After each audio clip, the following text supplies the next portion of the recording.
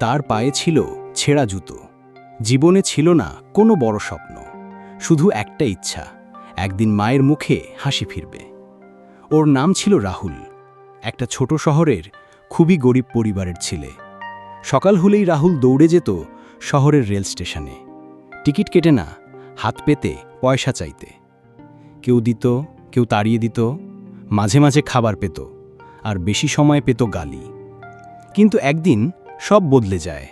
এক ভদ্রলোক তাকে বসিয়ে জিজ্ঞেস করলেন, তুমি কি চাও জীবনে?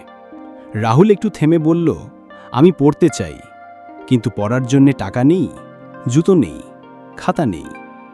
সেই মানুষটি তাকে একটা স্কুলে ভর্তি করিয়ে দিলেন। রাহুল বুঝতে পারল, দুনিয়াটা পুরো খারাপ নয়, কিছু মানুষ এখনও আছে যারা হৃদয়ে দিয়ে দেখে। রাহুল স্কুলে গিয়ে প্রথম দিনেই হেরে গেল। সবাই আধুনিক জামা পরে, ভালো জুতো পরে আসে, ওর পায়ে ছেঁড়া জুতো, জামায় জ্বলে গেছে, মুখে লজ্জা আর চোখে পানি।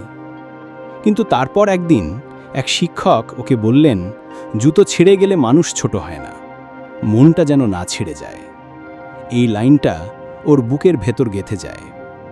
ও ঠিক করল সব সহ্য করবে, কিন্তু পড়া ছাড়বে না।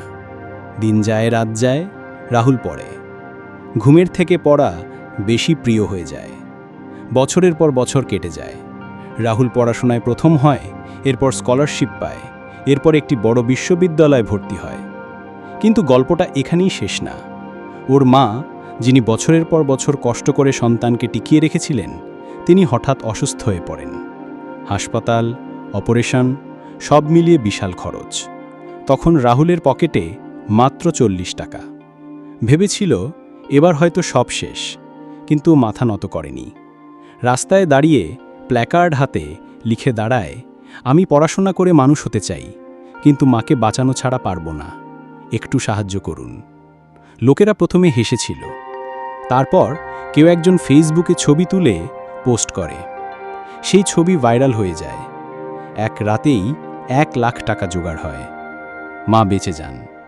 আর সেই ছেলে আজ নিজের একটা এনজিও খুলেছে, যেখানে গরিব ছেলেমেয়েদের পড়াশোনার জন্য স্কলারশিপ দেওয়া হয়।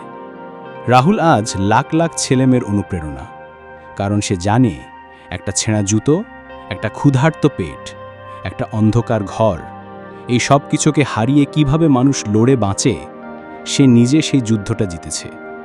বন্ধুরা, আপনার অবস্থান যতই খারাপ হোক, আপনার স্বপ্নটা যেন কখনো মরে না যায়। জীবন একদিন ঠিক রাস্তা দেখাবে, শুধু আপনি হাল ছেড়ে দেবেন না। আপনি যদি এই মুহূর্তে খুব কষ্টে থাকেন, তাহলে জেনে রাখুন আপনি একা নন।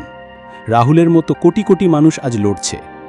আর আপনি যদি হেরে যেতে যান, তাহলে শুধু আয়নায় তাকান, নিজের চোখে দেখুন, ওখানেই আপনার সবচেয়ে বড় যুদ্ধটা লুকিয়ে আছে। আজকেই শুরু করুন, কারণ আপনার আজকের লড়াইটাই হতে পারে কারো আগামীকালের অনুপ্রেরণা। থ্যাংক ইউ ফর ওয়াচিং, এতক্ষণ শোনার জন্য।